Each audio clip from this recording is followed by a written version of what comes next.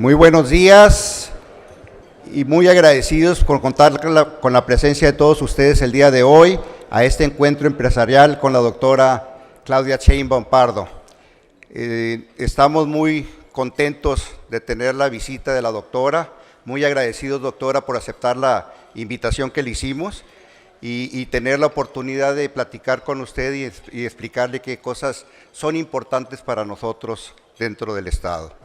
Quiero agradecer la asistencia de varios invitados especiales que vienen con la doctora, que sé que están aquí. Altagracia Gómez, muchas gracias por acompañarnos, y sé que están otras personas por acá, pero desgraciadamente no traigo mis lentes para ver. Por otro lado, yo quiero agradecer todo este evento fue posible por el gran trabajo de muchas personas que hicieron esto posible. Yo quiero agradecer, son 25 organismos empresariales que están siendo representados el día de hoy aquí, de todo el Estado. Nos sentimos muy honrados por su cooperación, por su ayuda, y enseñarle a México que estamos bien unidos y que buscamos siempre lo mejor por México. Este grupo fue coordinado por el Consejo Coordinador Empresarial, al cual le quiero agradecer a Carlos Jaramillo todo el apoyo que nos hizo para hacer esto posible. También tenemos otra situación muy interesante que va a pasar. Primero vamos a tener las palabras muy importantes, que es lo que queremos nosotros de la doctora, conocer cuál es su programa. Sabemos que es una persona muy inteligente, es una persona muy preparada, tiene vasta experiencia política, ¿ok? Pero tiene algo que tenemos todos nosotros: queremos lo mejor para México.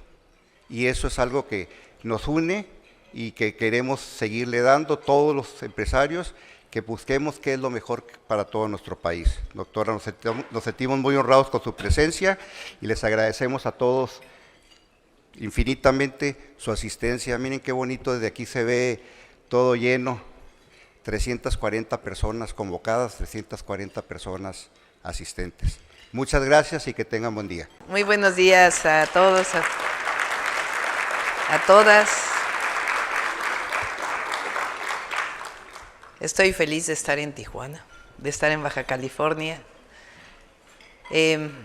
Aquí hace rato platicábamos, mi hermano, yo tengo un hermano mayor y una hermana menor. Mi hermano mayor vive aquí en Ensenada desde hace pues más de 30 años, 35 años, aquí crecieron mis sobrinos. Entonces, quiero mucho a Baja California y por supuesto qué bonito es Tijuana.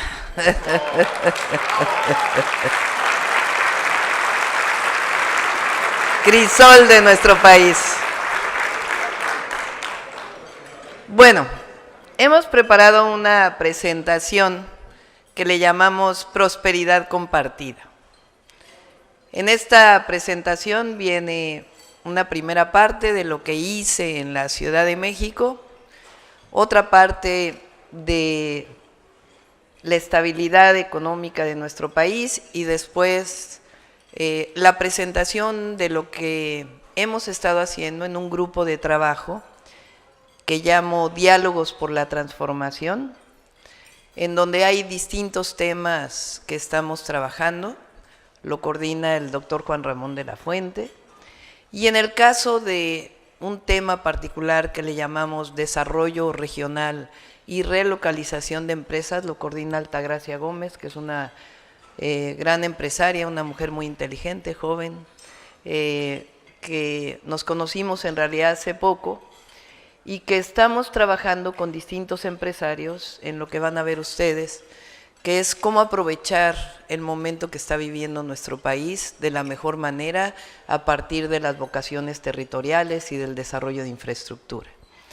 Entonces, si me permiten, pues iniciamos la presentación. Antes quizá nada más decirles que… ¿aquí le pico? Quizá un poquito para que me conozcan, que soy bastante conocida, pero yo estudié física en la Facultad de Ciencias de la UNAM. Después hice maestría y doctorado en Ingeniería en Energía. Hice mi doctorado, mi investigación doctoral en California, en un laboratorio del Departamento de Energía de Estados Unidos, que es el Lawrence Berkeley National Laboratory. Ahí desarrollé mi tesis de doctorado, estuve 4 años viviendo allá con la familia, y cuando regresé tuve una plaza en la UNAM, en el Instituto de Ingeniería, por concurso, y trabajé muchísimos años en el tema de energía y medio ambiente, y particularmente energía y cambio climático. Tuve muchos estudiantes titulados de licenciatura, maestría, doctorado, y a lo que me dedicaba entonces era la planeación energética y sus impactos en el medio ambiente. El modelo de planeación energética que desarrollamos en mi grupo de investigación trabajaba con Comisión Federal de Electricidad, con el Instituto entonces se llamaba Nacional de Ecología, después de Cambio Climático, en el Inventario Nacional de Emisiones de Gas de Efecto Invernadero y cómo hacia futuro reducir las emisiones. Entonces, de alguna manera, pues he sido académica durante muchísimos años. Trabajé con CFE, trabajé en Naciones Unidas, y en el 2000 el presidente López Obrador, cuando fue jefe de gobierno, me invitó a ser su secretaria de Medio Ambiente. Ahí lo conocí, desde entonces pues he venido trabajando con él, regresé a la universidad y en 2015 es que tomo la decisión de participar por primera vez en una elección a un municipio, en alcaldías se llaman en la Ciudad de México, delegaciones era entonces, en el sur de la ciudad, después en la jefatura de gobierno y ahora pues como candidata a la presidencia de la República. Este es un video muy rápido, espero que de manera muy breve puedan ver lo que hicimos en la Ciudad de México cuando fui jefa de gobierno. No sé si ustedes le quieren poner, no vaya a ser que... Ahí está.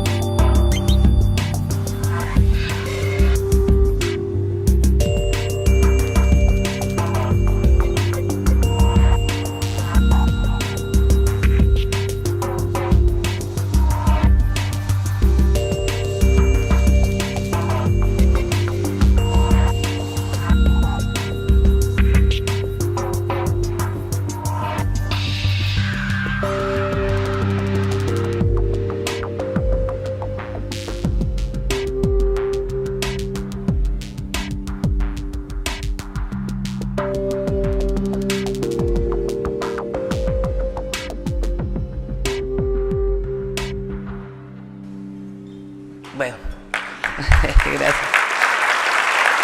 Vamos a avanzar.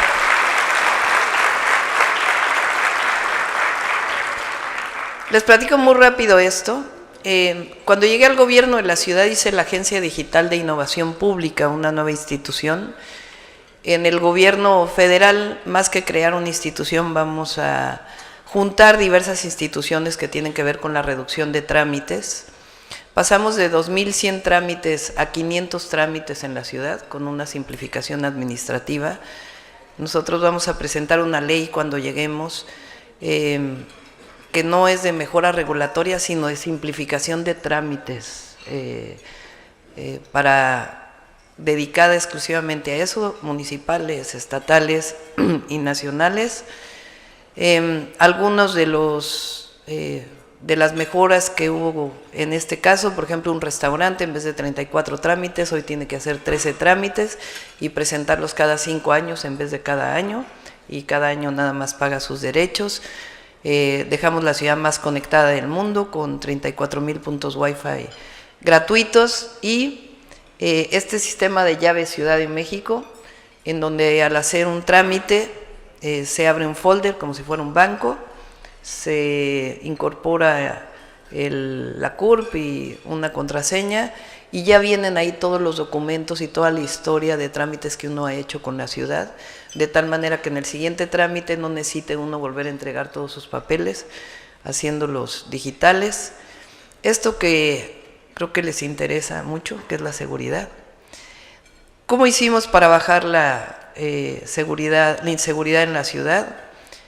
Atención a las causas, más y mejor policía, inteligencia de investigación y coordinación.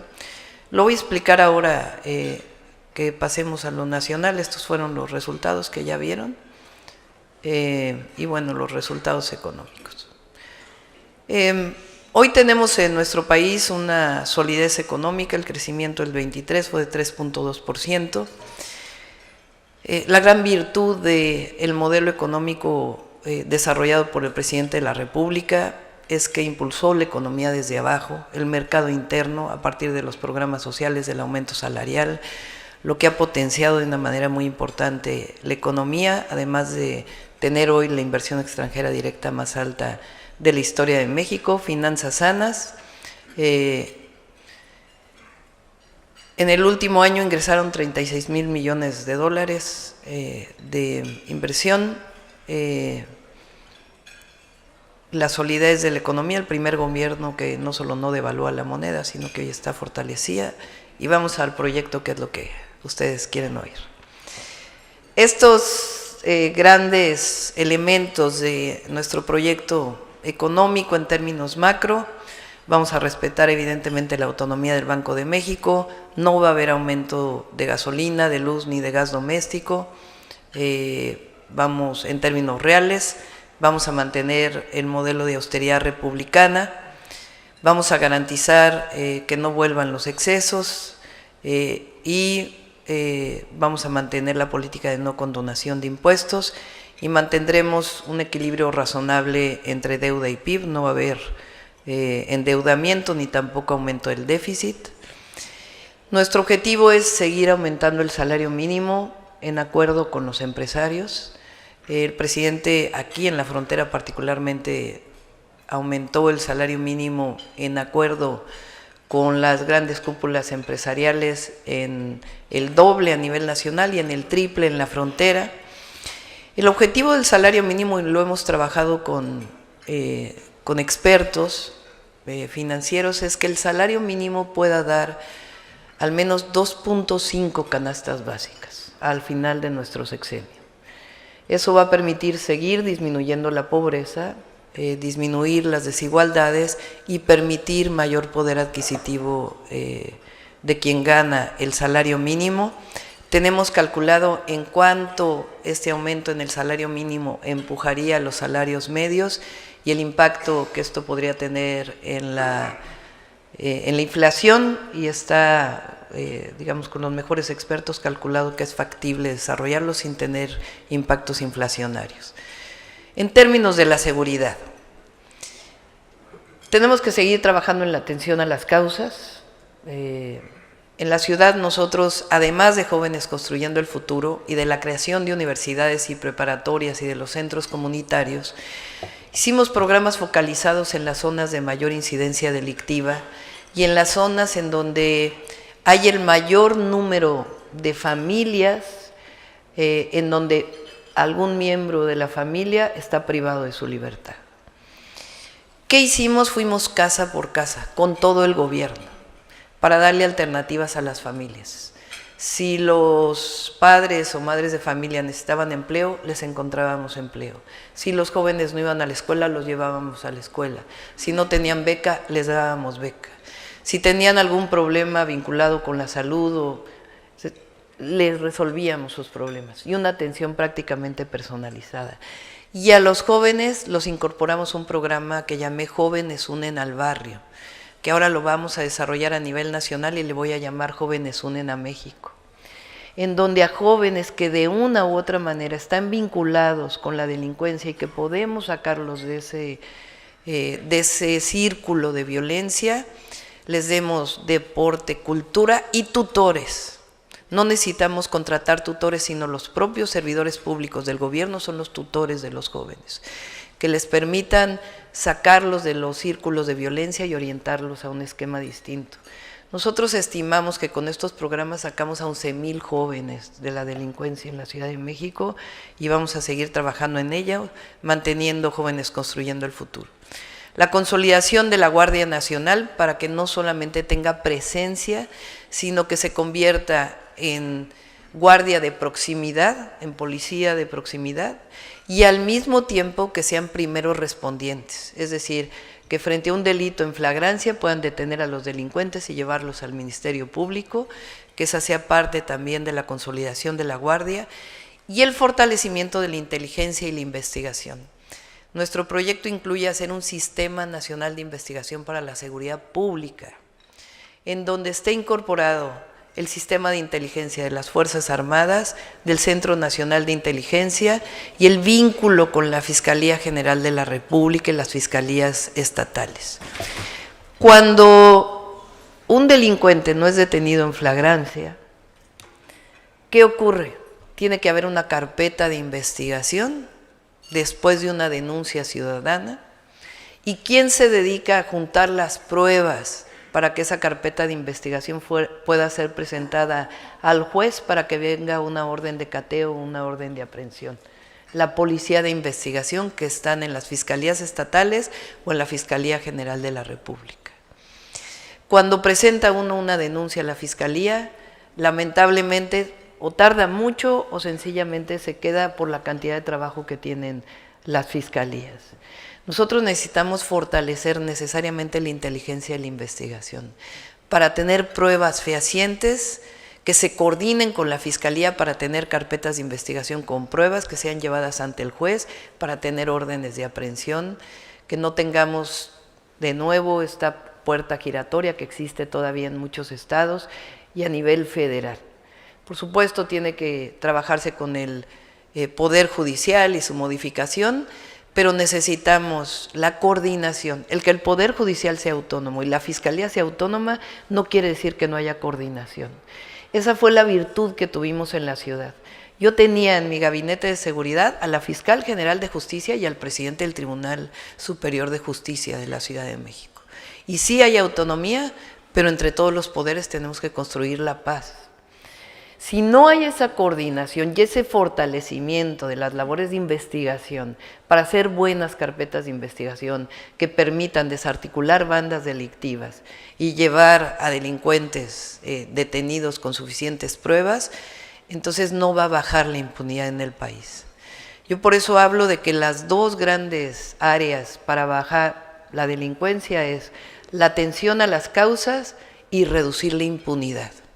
Y para reducir la impunidad tiene que haber esta coordinación con las fiscalías y el Poder Judicial y al mismo tiempo un buen sistema de inteligencia e investigación coordinado que nos lleve a tener pruebas para bajar la delincuencia. Claro que tiene que haber una política de investigación criminal para los delitos de grupos criminales. pero de todas maneras, si no hay un sistema que podamos tener detenciones claras con órdenes de aprehensión, de todas maneras, por más que haya política criminal, no vamos a poder tener reducción o desarticulación de las bandas delictivas. Lo hicimos así en la Ciudad de México y yo estoy segura que lo podemos hacer en el país. Otro de nuestros ejes es la educación pública, el fortalecimiento de la educación pública, no solamente la educación básica, sino de manera muy importante la educación media superior. Hay 32 sistemas de educación media superior en nuestro país, estatales y federales, de preparatorias. Cada uno tiene un sistema diferente, los profesores ganan distinto y en algunos casos sí hay vinculación con el sector productivo y en otros casos no. Nosotros necesitamos que la educación básica esté vinculada con la educación media superior y que esté vinculada en una parte con el sector productivo. En Estados Unidos, la educación secundaria está vinculada con la educación preparatoria, el middle high school y el high school. Se va a la preparatoria que quede más cerca de la casa. No hay exámenes de admisión o una búsqueda de ver a qué preparatoria se va. Nosotros tenemos que fortalecer el sistema de educación media superior en el país, que nos permita vincularlo con la educación básica. No es un tema de que qué mal vienen preparados de la secundaria para entrar a la preparatoria, pues sí es el mismo sistema público. Es que tenemos que vincular la educación básica con la educación media superior y fortalecer la educación media superior para tener con el CONALEP, bachilleres, cualquiera de los sistemas, el vínculo con el sector productivo en lo que se requiera y al mismo tiempo la preparación para entrar a la educación superior en nuestro país. Entonces esa parte la vamos a fortalecer de manera muy importante. Esto que a ustedes les interesa, que es la relocalización y planeación de la inversión. Estamos trabajando, ojalá Altagracia pueda tomar la palabra un momento ahora en las preguntas para que les pueda platicar qué es lo que estamos haciendo. Estamos haciendo un esquema de planeación, algo que en el país pocas veces se hace. Ahora se ha hecho para el sureste de México, en términos de los 12 polos del bienestar vinculados con las obras de infraestructura. No todos los territorios tienen vocación y recursos naturales para aceptar cualquier inversión. Las inversiones que requieren mucha agua pues no son factibles en ciertas zonas del país. Las inversiones que requieren ciertas características territoriales pues no son, no es lo ideal que se queden en ciertas zonas. Lo ideal es tener una mínima planeación territorial que nos permita decir, la industria farmacéutica en México, ¿en dónde puede invertir? En esta zona. Y en esta zona va a haber estos incentivos y al mismo tiempo esta infraestructura que va a permitir el desarrollo de este sector estratégico, su vínculo con la industria nacional, no solamente la inversión extranjera, sino las cadenas de valor asociadas desde la microempresa hasta la industria nacional y la industria extranjera, y al mismo tiempo en esas zonas en donde haya estos parques industriales o este desarrollo, que planeemos al mismo tiempo juntos todo lo que tiene que ver con vivienda, lo que tiene que ver con educación, con salud y con infraestructura mínima. Tijuana, ¿qué problemas tiene? Pues problemas de infraestructura del crecimiento propio de Tijuana al haber tenido este boom de desarrollo, al estar cerca de la frontera, y hoy tenemos problemas pues de regularización de la tierra, de agua y de otros problemas que además les adelanto que les vamos a seguir apoyando y que los vamos a atender. Pero tenemos que tener una mínima planeación que nos permita decir en dónde van a ser las inversiones, cómo las vamos a hacer, de tal manera que el desarrollo no solo sea medido como crecimiento del PIB o como inversión extranjera directa con los grandes valores macroeconómicos, no solo, sino también cómo construimos bienestar. Y por eso hablo de prosperidad compartida. En ese sentido estamos planeando este proceso de relocalización y al mismo tiempo la sostenibilidad, todo lo que tiene que ver con el medio ambiente. Vamos a tener el legado de grandes proyectos estratégicos del presidente. El Tren Maya en el sureste no solo es un tren de pasajeros para el turismo, sino es un tren de carga, nos va a tocar desarrollarlo, con el desarrollo también de las grandes plantas de generación eléctrica que se están haciendo, el tren interoceánico y los 12 polos de desarrollo, el Felipe Ángeles, que tiene un potencial enorme porque hoy es el aeropuerto de carga más importante del país. Toda la carga del Aeropuerto Internacional Benito Juárez hoy está en el Felipe Ángeles y eso le da un potencial de crecimiento a esa zona enorme. El de Tulum y por supuesto la refinería de Dos Bocas. Los sectores estratégicos, entre otros, porque aquí está principalmente planteado en términos de la industria, aquí no está el turismo y otros sectores, semiconductores, electrónica, electromovilidad y automotriz, dispositivos médicos, industria farmacéutica, agroindustria, bueno, ahí está el turístico, energético, logístico, infraestructura, químico y petroquímico y tecnologías de la información. Esta es la planeación que estamos desarrollando. ¿Cuáles son las industrias, por ejemplo, que tienen la vocación para venir a Baja California? ¿Qué tenemos que ayudar a Baja California para que tenga esa posibilidad de inversión? ¿Cómo lo vinculamos con el sector industrial nacional, no solamente de la maquila, aunque la maquila obviamente es importante? ¿Y qué infraestructura adicional a lo que existe ahora? Otay 2, el viaducto que se está haciendo aquí y la infraestructura que se está desarrollando, ¿qué cuestiones adicionales, particularmente de agua y de otra infraestructura que se requiera? Pero también vinculada con todo el desarrollo nacional a partir de una mínima planeación que permita generar todo el potencial para incentivar la inversión privada. Nuestra idea es que se pueden llegar a construir 100 parques industriales en el país, vinculados con esta visión del desarrollo con bienestar y sustentabilidad. ¿Qué necesitamos adicionalmente? Bueno, el Plan Sonora y la electromovilidad, no solamente electromovilidad de vehículos privados, sino también de vehículos para el transporte público. Estamos trabajando sobre mapas que permitan tener el Plan Nacional Hídrico, al mismo tiempo las vocaciones territoriales, al mismo tiempo la infraestructura que necesitamos y a partir de ahí cómo vamos a invitar a la inversión en nuestro país. La soberanía energética es factible, por eso inicié mi conversación diciendo que me he dedicado muchos años a la planeación energética, mantener el 54% de generación eléctrica en manos del Estado y el 46% de inversión privada. ¿Qué requerimos para ese 46%? Reglas muy claras, que digan, a ver, en estos 100 parques industriales o en otras zonas, ¿qué se requiere para poder generar electricidad? ¿Es factible la autogeneración? ¿Qué parte tiene que ser renovable? ¿Qué parte tiene que ser de gas? ¿Cómo generar electricidad? ¿Cómo desarrollamos la parte de transmisión eléctrica?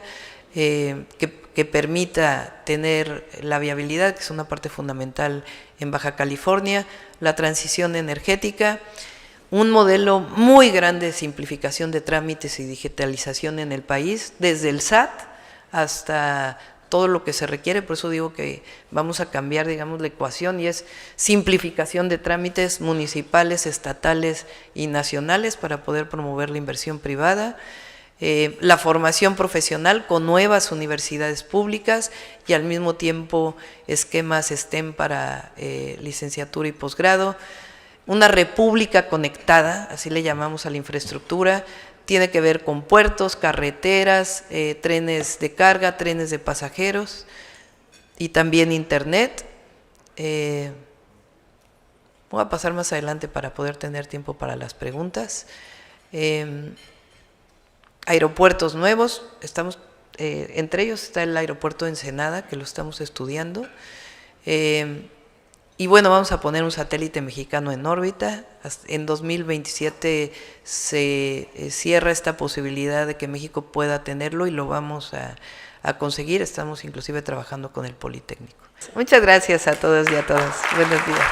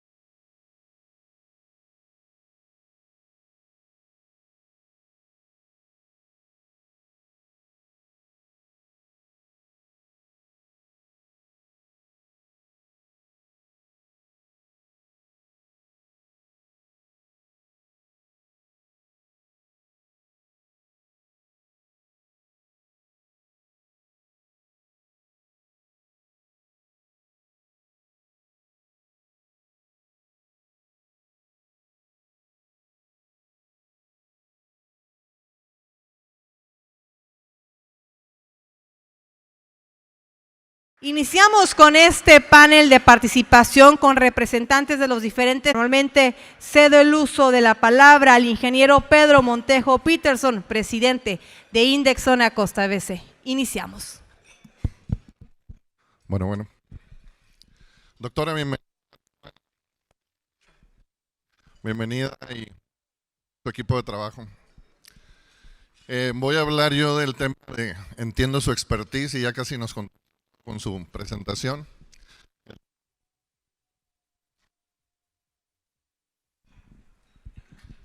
Sí, muy bien. Sin embargo, entendiendo que ya existe un plan, es muy importante que le comente la situación actual en Baja California. Hemos tenido una inversión muy importante del gobierno federal. Actualmente hay 5 plantas que se están llevando a cabo, que se están construyendo, tanto de combustión interna como de ciclos combinados. También estamos en una conectividad próxima con el parque solar en Puerto Peñasco, lo cual va a permitir que Baja California esté interconectado a la red nacional. Sin embargo, estas inversiones que el presidente comentó de más de 1.300 millones de dólares no han venido acompañadas de inversiones en transmisión, de inversiones en distribución. Y es muy importante, ya que ya tenemos contemplada la generación de energía, sin embargo no está contemplada la distribución y la transmisión. Eso es por un lado. Y por otro lado, comentarle que ya la industria de manufactura de exportación en Baja California está siendo exigida por sus corporativos a utilizar energías limpias, energías renovables y energías nuevas. Esto, de no poderlo hacer, están siendo condicionadas estas empresas a mantenerse en nuestra región. La pregunta, para ir directo, es ¿cuál sería la política energética y qué prioridad tendrían las energías renovables dentro de su gobierno?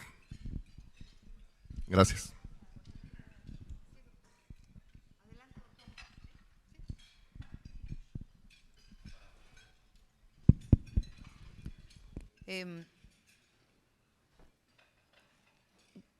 Estoy pensando cómo contesto las 3 cosas. La primera, tiene que haber una inversión importante en transmisión, tanto en subestaciones eléctricas como en líneas de transmisión que hoy están saturadas. En particular para la península, pues tiene que haber la interconexión con el sistema eléctrico nacional o el sistema eléctrico, dado que históricamente ha estado desconectada, y para eso pues es, entre otras, las plantas fotovoltaicas en Puerto Peñasco. Nos va a tocar a nosotros, inicialmente le iba a tocar al presidente, pero por distintas razones no se ha podido concretar esta interconexión. Entonces ya sea que le toque a él o a nosotros, pero vamos a desarrollar esa interconexión y la inversión que se necesita en transmisión. Por otro lado, yo pienso que tiene que acelerarse la transición energética hacia las fuentes renovables. Como ustedes saben, las fuentes renovables de energía tienen su problemática en términos de que particularmente la solar pues genera de manera intermitente la energía, es decir, solo genera cuando hay sol. Entonces requiere una parte de generación de base en la curva de producción de electricidad vinculada con la demanda. Entonces, estamos trabajando con un grupo de investigadores que me acompañaron durante mucho tiempo en la parte académica, con alumnos que… yo recibí un alumno de doctorado que se fue a Dinamarca a hacer un trabajo cuya tesis es ¿cómo hacemos que México sea 100% renovable? Y desarrolló a partir de un modelo de planeación que se usa en Dinamarca el sistema de generación eléctrica hora por hora, es decir, en términos no solamente de la generación de un año, sino cómo permitir que la generación eléctrica renovable pueda intervenir en la curva de producción de energía.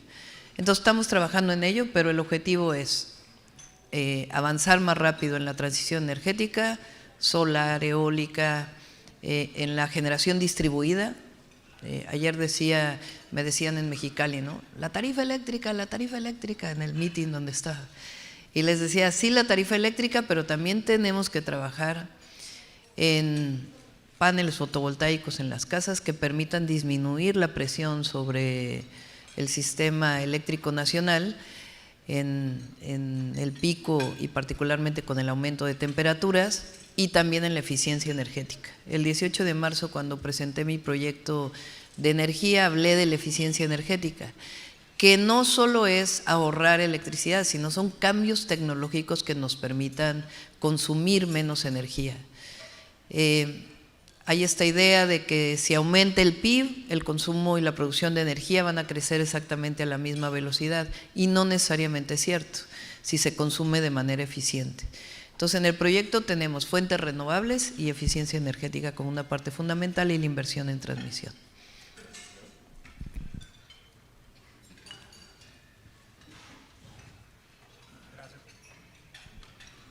Gracias, doctora.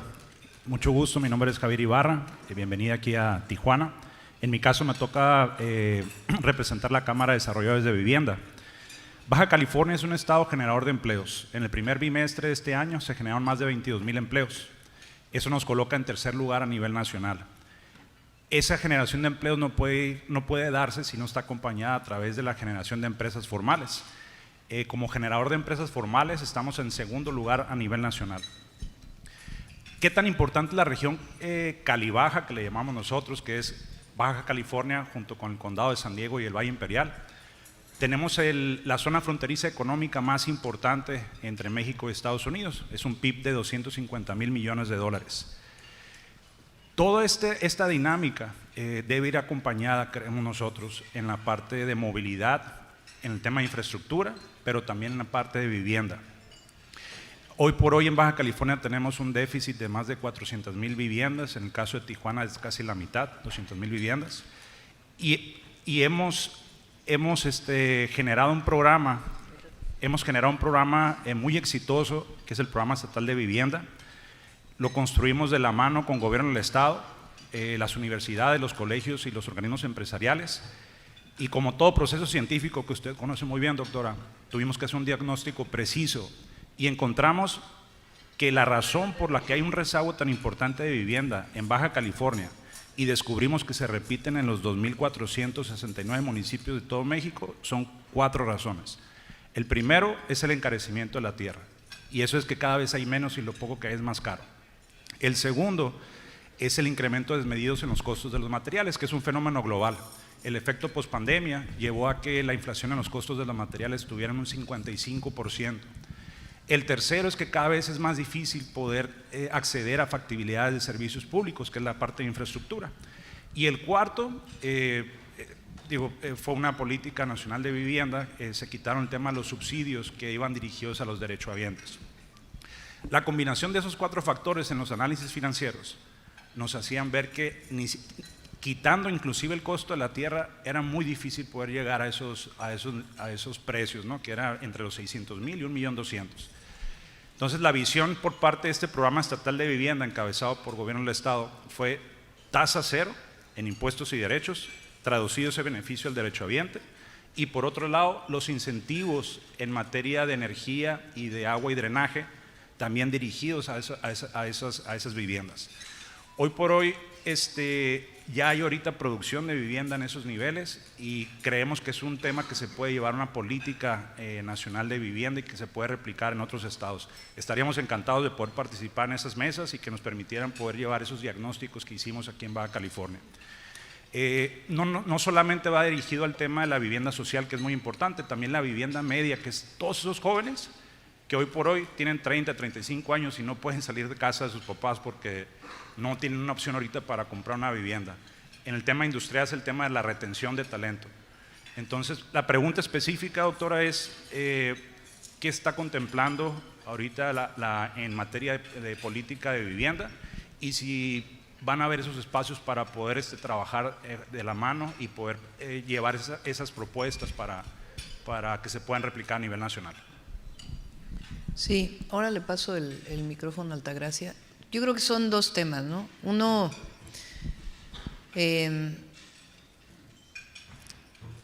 yo creo que necesitamos equiparar, digamos, los objetivos desde los constructores, los productores de vivienda, con las políticas públicas, ¿no? En efecto, coincido que uno de los grandes temas es el costo de la tierra, y ahí tenemos que entrar para poder, no digo controlar, porque creemos pues en que el mercado define esas cosas, pero sí que podamos generar los incentivos para que se pueda construir. En la ciudad, por ejemplo, hicimos varios corredores de construcción de vivienda social. Es cierto que la vivienda media es importante, pero hoy por hoy, con los salarios en México, incluso habiéndolos multiplicado con este gobierno, de todas maneras el acceso a la vivienda tendría que ser entre 1,5 millones, máximo 2 millones de pesos, con los suficientes créditos para poder ejercerlos a partir de una familia joven. Entonces, dar los incentivos necesarios para que podamos de alguna manera compensar este incremento de los precios de los materiales y de la tierra, estamos totalmente de acuerdo. Y además estamos con esta idea de transformar el Infonavit y utilizar los recursos del Infonavit de una manera distinta, a través sea de la propia construcción del Infonavit o vinculado con las empresas que nos permitan tener vivienda social cerca de los lugares de trabajo. Y por eso hemos hablado de esta planeación que nos permita generar las inversiones con toda la infraestructura asociada que permita tener calidad de vida y no solamente una inversión. Altagracia, no sé si quieres comentar.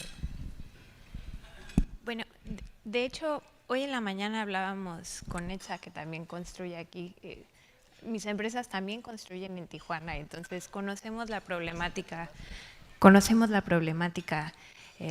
de vivienda muy específicamente en Tijuana, pero vaya en el estado. El estado de Baja California fue una de las grandes víctimas de un modelo fallido de vivienda social, con viviendas fuera de las zonas urbanas, ¿no? Tuvimos una de las mayores tasas de abandonos de vivienda, de desarrollos enteros, pues a 40 kilómetros de aquí, a 30 kilómetros de aquí. Y en ese sentido, pues es una de las ciudades donde más hace falta la vivienda social. Específicamente en Tijuana, en vivienda social B1, B2 y B3, hay más de 100,800 viviendas, por una parte en déficit de vivienda social, más el rezago de vivienda, que tiene uno de los rezagos más grandes a nivel nacional. El 30% de las viviendas no son viviendas dignas, no tienen acceso a los servicios públicos, drenaje, luz, agua, etcétera, etcétera. Y en ese sentido hay un diagnóstico que se hizo, lo hicimos de la mano de ustedes, y creo que por ahí vamos a empezar. Y luego también está la regularización de terrenos, ¿no? Son las tres cosas que se deben atender. Y en ese sentido, pues la doctora está haciendo un planteamiento donde precisamente toda esta planeación a la inversión, que implican muchos recursos naturales, que implica la priorización de proyectos estratégicos de infraestructura, y que implican también pues distintas inversiones en temas de educación, de salud, de transporte público, el CITE Tijuana, por ejemplo, pues que requiere un reforzamiento, pues para que la ruta troncal y las alimentadoras lleguen o cubran mucho más parte del territorio y puedan decididamente ayudar a los trabajadores a desplazarse. En ese sentido, la planeación la está haciendo en función de la persona, ¿no? De lo que necesitan las compañías, sí, pero también lo que necesitan los colaboradores. Y creo que esa planeación, y la he platicado con muchos de los que están aquí, porque veo que muchos estuvieron en Aguascalientes, muchos otros han estado en los foros y en las conferencias. La planeación que está aquí de los 10 corredores industriales, que implican a todos los estados de forma multisectorial, Por ejemplo, pues aquí se tienen, se los decía en la mañana, 97 de los casi 400 establecimientos de la industria aeroespacial están aquí. Y hay cosas que se pueden seguir mejorando para que haya metas progresivas de transferencia tecnológica, para que haya incentivos para investigación, desarrollo, etcétera, etcétera.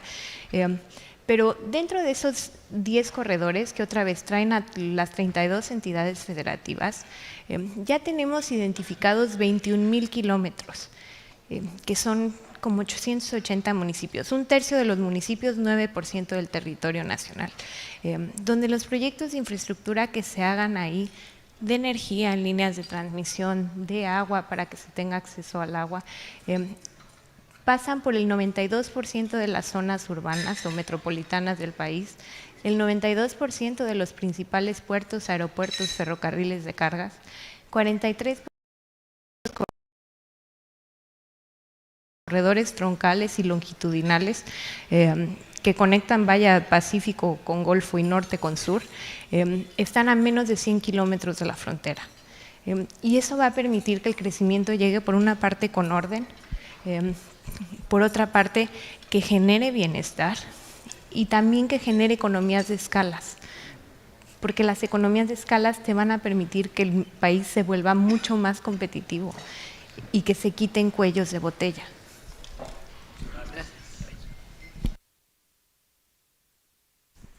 Doctora, yo soy Gina Villalobos, presidente de Canacope Servitur Tijuana, es la Cámara Nacional de Comercio en Pequeño. En esta ocasión llamamos su atención con el tema de seguridad. La percepción de inseguridad de los baja californianos es de un 60% a 72 días del año 2024. Tenemos una cantidad alarmante de personas desaparecidas que va en un conteo de 890. Definitivamente la frontera tiene una situación muy peculiar y los factores que convergen en ella dan origen a que no solamente haya más inseguridad, sino que nos sintamos mucho más inseguros. Hemos hablado desde la iniciativa privada en el fortalecimiento de las policías, en la dignificación de los cuerpos policiales, su equipamiento, su coordinación, su preparación, también el fortalecimiento de las fiscalías, de los aparatos de justicia. En Baja California tenemos como nunca en este gobierno estatal de la maestra Marina del Pilar, la apertura del mayor número de juzgados en las últimas décadas. ¿Cuál es el plan específico de la doctora Claudia Sheinbaum en materia de combate a la corrupción y en bajar los índices de impunidad alarmantes que hoy por hoy lastiman a Baja California? Como lo mencioné en la presentación, es cierto, hay que fortalecer a las policías y su vínculo con la Guardia Nacional. Esa parte es fundamental. Pero las policías hoy y la Guardia Nacional son solo preventivas por nuestro sistema penal acusatorio. Entonces, la prevención en el sentido de vigilancia, de presencia, es fundamental. Y necesitamos fortalecer la detención en flagrancia. Eso hace que sean policías de cercanía, que estén en el momento que tienen que estar, que cuando se les llama estén en el lugar para poder resolver un problema y al mismo tiempo al delincuente que se llegue a detener en flagrancia, se haga un buen informe policial homologado para que pueda ser detenido. Pero si no se detiene en flagrancia, la seguridad no solo es un asunto de presencia, es un asunto también de inteligencia. Y la inteligencia tiene que ver con la vinculación o la coordinación entre las fiscalías, la policía, la Guardia Nacional y el Poder Judicial. Como lo explicaba hace un rato, ¿cómo desarticular una banda delincuencial? Pues tiene que haber investigación e inteligencia. Desde la parte del dinero hasta dónde se mueven, cómo se mueven y quiénes son. Que nos permita que cuando haya un delito, pues pueda haber disminución de la impunidad y haber detenciones. Ahora, por ejemplo, yo en la ciudad, no lo dije ahora, aumentamos el número de cámaras de 15,000 a 75,000 cámaras. Pero si hubiéramos tenido solo las cámaras y no hubiéramos, porque yo en la policía de la ciudad cambié la ley para que la policía pudiera hacer inteligencia e investigación y colaborara con la Fiscalía General de Justicia, con la Policía de Investigación. Históricamente se habían peleado entre la policía y la Fiscalía, las áreas de investigación e inteligencia. No, nosotros por ley les pusimos que se tenían que coordinar. Y eso es algo que tiene que ser así y que tiene que haber coordinación, aunque los delitos son distintos entre las fiscalías estatales y la Fiscalía General de la República. Porque hay todavía gobernadores que dicen es que a mí no me corresponde un delito que tiene que ver con delincuencia organizada. No, sí le corresponde porque un homicidio es un delito del fuero común. Y usted tiene que resolver el homicidio del fuero común, cualquiera que haya sido la causa. Entonces tiene que haber mucha inteligencia, mucha investigación que permita fortalecer las carpetas de investigación, que permita detener delincuentes. Entonces por eso no solo es fortalecer a las policías y que estén donde deben que estar y acabar con la corrupción en las policías, sino también las fiscalías y el Poder Judicial. Si no hay coordinación ahí, entonces va a seguir la detención de un delincuente, que no hay suficientes pruebas, sale al otro día, digo más las malas prácticas que hay en distintos lugares. Entonces el fortalecimiento de la inteligencia y investigación para tener suficientes pruebas para detener un delincuente o una banda delincuencial, o que si hay un homicidio podemos saber quién fue el homicida y detenerlo a los 3 días, al mes. Nosotros avanzamos mucho eso en la ciudad. Digo, casos, toquen madera, pero como el lamentabilísimo caso de Ciro Gómez Leiva, el periodista,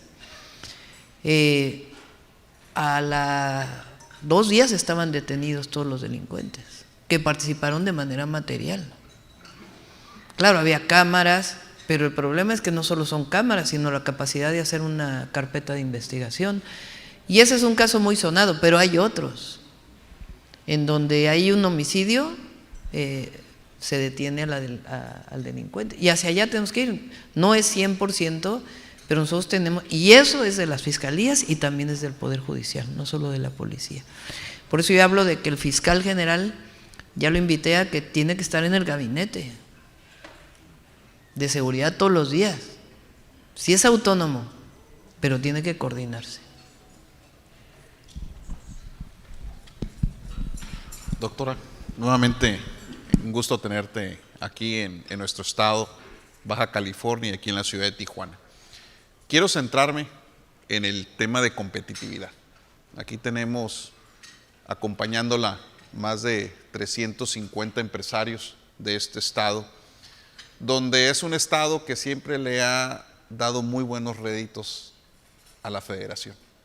Somos la 6ª economía de este país. Ya Javier habló de algunos de los números importantes que aportamos. Muchos casos de éxito. El nearshoring, este estado lo ha vivido por los últimos 60 años. Es un tema que es un tema del día al día. Hoy, siendo la capital del turismo médico, que es una industria importante para nosotros. Y cuando hablamos de valor agregado, pues somos una zona que la industria ha aprendido a generar valor agregado. Somos la zona que paga los mejores salarios y eso se traduce en bienestar social. Y esa fórmula del desarrollo económico que nos lleva al desarrollo social, aquí en Baja California lo hemos vivido por muchos años. Pero el tema puntual que queremos abordar es cómo mantenemos a este estado competitivo, cómo mantenemos esa visión de que sí es importante el desarrollo en el centro y el sur del país, pero como decimos los norteños, pues el norte es el norte. ¿Y cómo hacemos para mantener la competitividad del norte? Y quisiera comentarles cinco puntos rápidos para conocer su opinión de ello. Primero, la perspectiva del gobierno federal en cuanto a los recursos relativos a las aportaciones que generamos. Somos la 6ª economía que genera ingresos para la federación, pero terminamos siendo la 16ª en términos de lo que recibimos en participaciones federales Y si nos vamos a cada 100,000 habitantes, nos vamos alrededor del lugar 26.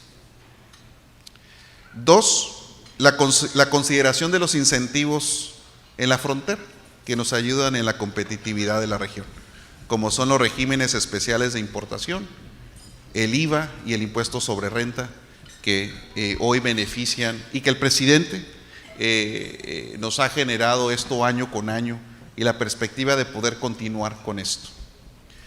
El tercero, la agilización y descentralización de trámites gubernamentales, ¿no?, para reducir los costos y tiempos, ¿no? Y esto se da en diferentes instancias, desde la COFEPRIS hasta la Secretaría de Economía, hasta el tema de pesca, que hoy se tiene que ir a Ciudad de México a tramitar muchos de ellos y que entorpecen el desarrollo de negocios. Cuarto, el tema de recursos públicos federales para atender en necesidades de infraestructura en esta consolidación de las nuevas zonas metropolitanas, que en Baja California tenemos 3 zonas metropolitanas que están identificadas y donde se requiere de la infraestructura en movilidad, y no nada más movilidad intraurbana, sino movilidad binacional con nuestros cruces fronterizos.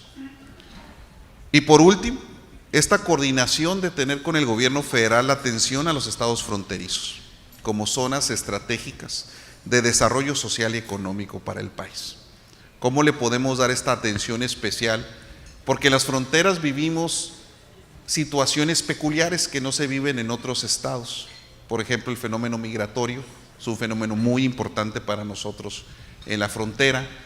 El tema de seguridad, obviamente atendemos temas de índole federal en materia de seguridad, nuevamente por la naturaleza fronteriza.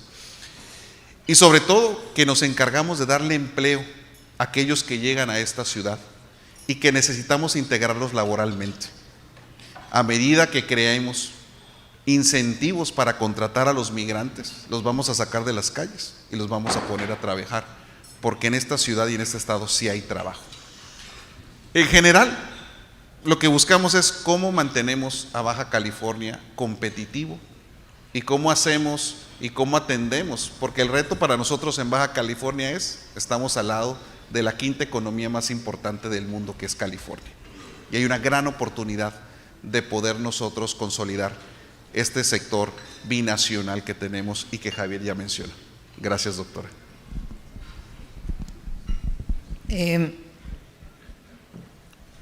A ver, sobre las preguntas directas,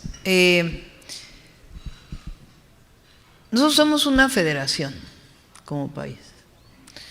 Esta idea de que generamos tanto y que se nos regrese tanto, entonces implicaría que a Chiapas, a Oaxaca, a los estados que históricamente han tenido mayor desigualdad y más pobreza, no habría una compensación de recursos, y justamente para eso somos una federación.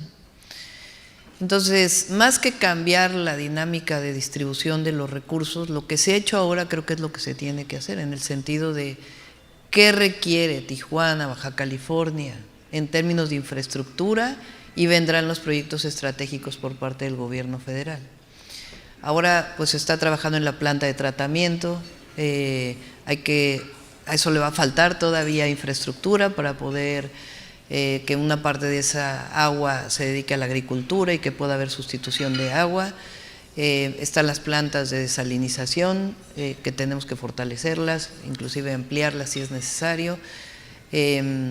Y otra parte importante de derechos de agua que es importante trabajar, pero más bien es qué requiere Baja California y cómo el gobierno apoya en proyectos estratégicos. Hace años que no se invertía y van a tener una presidenta que va a seguir mirando hacia la frontera norte, particularmente Baja California. Incentivos se van a mantener todos y hay que ver de qué manera puede hacerse para que no tenga que ser cada año, sino que pueda ser algo más permanente. La agilización de trámites, bueno, ya me escucharon, yo creo que la mejor manera de apoyar a la iniciativa privada es disminuyendo trámites. Y creo que hay que trabajar conjuntamente para que además no solamente sean los trámites federales, sino que además podamos de alguna manera intervenir en los trámites municipales y los trámites estatales. y que haya una vinculación. Aunque la ciudad tiene sus particularidades, nosotros hicimos una ley para que las alcaldías también participaran en la digitalización y en un proceso coordinado. En efecto, el tema de la migración, vamos a seguir insistiendo en la cooperación para el desarrollo y en ver, tiene que haber algunos cambios también en el Instituto Nacional de Migración, porque se dedica a demasiadas cosas el Instituto Nacional de Migración, desde los trámites que tienen que ver con las nacionalizaciones hasta los permisos temporales de trabajo y al mismo tiempo pues toda la atención humanitaria que requiere la migración. Entonces necesitamos que quede muy claro cuáles son las instituciones que se dedican a qué y además en efecto permitir el trabajo. Y bueno, la otra parte que yo creo que nos tenemos que sentar y yo les ofrezco que nos sentemos de una vez, que yo creo que vamos a ganar y que nos podemos sentar desde ahora a trabajar, no necesitamos por qué esperar más y poder trabajar en cuál es la infraestructura que requiere Baja California con los planes que ya tenemos para poder seguir potenciando el desarrollo de Baja California y al mismo tiempo entender que las limitaciones de este gran estado, digamos, si hay empresas que requieren demasiada agua, bueno, pues vamos a ponerlas en Veracruz o en Campeche o en otras zonas del sureste y que aquí haya un potencial de otro tipo de empresas que nos permitan ese desarrollo. Por eso estamos hablando de la planeación y no sé si Altagracia quisiera comentar algo más sobre la competitividad. Ahí está. Bueno, la idea precisamente de que haya una política industrial, de que haya una política comercial y de que haya una política de atracción de inversiones, por una es de que se reconoce a la economía como un eje transformador de la sociedad.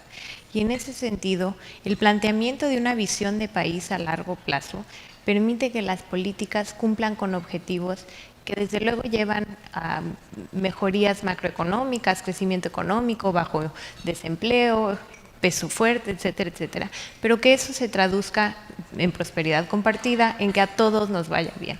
Y en ese sentido, creo que la zona norte pues tiene oportunidades muy específicas que no se replican en todo el país, ¿no? Pero hay una oportunidad de nearshoring, pero también hay una oportunidad de inshoring. Estas industrias que porque precisamente la tierra ya es muy plusvalizada en estas zonas metropolitanas, etcétera, etcétera, que no necesariamente hacen exportación a Estados Unidos y que pueden reubicarse al sur y dar lugar o dar cabida a nuevas empresas que precisamente requieren de las condiciones cercanas a la frontera para desarrollarse, es algo que también se tiene que capitalizar. Con la doctora estamos dividiendo un poquito la política estratégica, los sectores estratégicos y la infraestructura estratégica para que se requiere para aterrizar esta política estratégica. Y dentro de la política estratégica estamos hablando de capacitación, de promoción, de colaboración y de coinversión. En capacitación, los temas que mencionaba de la educación media superior, temas de educación dual, temas de carreras técnicas, hemos recogido de las 122 cámaras y asociaciones empresariales qué es lo que estamos necesitando, qué nos está faltando y que podemos tener listo muy rápidamente, porque desde luego son carreras y especialidades y doctorados, pero también necesitamos operadores de transporte público, operadores de transporte en general, montacarguistas, operadores de máquinas láser, enfermeras, guías turísticos bilingües, etcétera, etcétera. Tenemos un inventario ya de carreras técnicas, de certificaciones y en general de la educación para la relocalización o para posibilitar esta relocalización exitosa. En promoción, pues obviamente toda nuestra planeación terminaría siendo solo un plan si no podemos llevarlo a cabo con promoción asertiva, ¿no? Si cada gobernador va y regala un terreno que está a 40 minutos de nada para que se instalen empresas, pues acaba volviendo